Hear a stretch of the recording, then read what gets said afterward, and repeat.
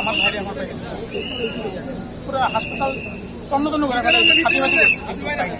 4টার সময় শেষ কথা 5টার পরে কথা বলা হয়। হ্যাঁ, ঢাকা মেডিকেল খুঁজছি, কালকে মর্গেও ঢাকা মেডিকেল মর্গে খুঁজছে, এখনো পাইনি। মৃত্যুরও খোঁজ খুঁজছি, এখনো পাইনি। সবার লাশ পাওয়া গেছে, শুধু 3জনের লাশ পাওয়া যেতেছে। দুপুরে লাশ তো কথা পেলাম, আমার মেয়েকে আমি খুঁজে আসছি। আচ্ছা, আনিকা এজেন্সি মালিক আমার মেয়েকে বললেন হ্যাঁ, তোমার সাথে কখন যোগাযোগ করতে পারছি? সর্বশেষ 4টার সময় শেষ কথা 5টার পরে কথা বলা হয়। হ্যাঁ, মোবাইলে ভিডিও হচ্ছে, কিন্তু মোবাইলে কথা বলা হয়নি।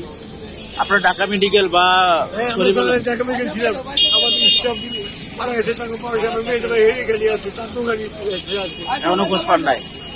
সবগুলো হসপিটাল খুঁজছেন? তখন আমাদের বললো যে হসপিটালে সারাক্ষণ হসপিটালে, হঠাৎ করে খবর পেলাম এখানে নাকি এখন পর্যন্ত 24 একটা বডি বার আছে।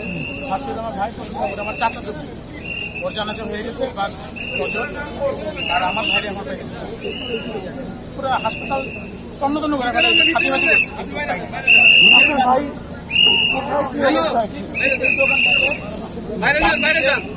পশ্চিম দিকে ওখান থেকেই চাস্তো থেকে পাওয়া গেছে, কিন্তু আমার ভাইটারে পাওয়া গেছে।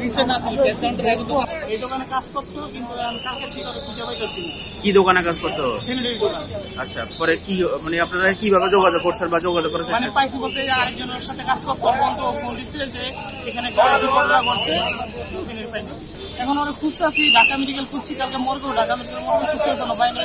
মৃত্যুরও খোঁজ খুঁজছি, এখনো পাইনি। আচ্ছা, ওইখানে আবার এখানে এসে বসি, আর এখানে ওদের মহাজন পাওয়া যায়নি। আচ্ছা, আর ওর সাথে বন্ধু কাজ করতো, সে তার লাশ পাইছি। আর আরেকজনে বলছিল যে মানে ভিতরেই পাওয়া গেছে, ভিতরেই নাকি আছে, মানে যার জীবিত অবস্থায় পাওয়া গেছে বলতে ভিতরেই ছিল মহাজনের সাথে। তো মহাজনও নাই, ও নাই, দুজনই নিখোঁজ আছে। 4:45 নিচে বিস্ফোরণ হয়েছে।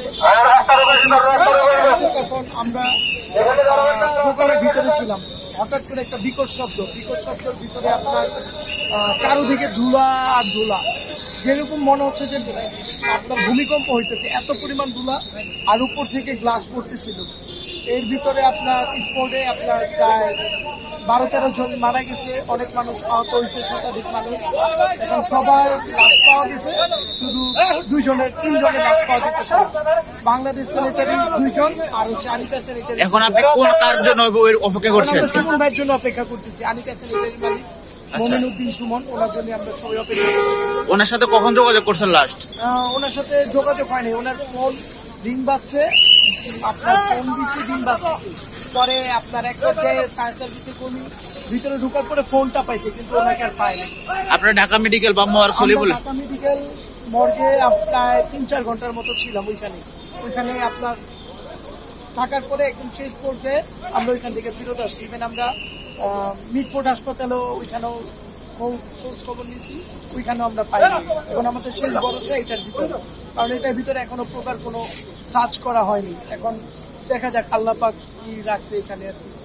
সংবাদ, ফিচার ও অনুষ্ঠানের জন্য ভিজিট করুন সংবাদ প্রকাশের ওয়েবসাইট এবং যুক্ত থাকুন ফেসবুক পেজ ও ইউটিউব চ্যানেলের সঙ্গে।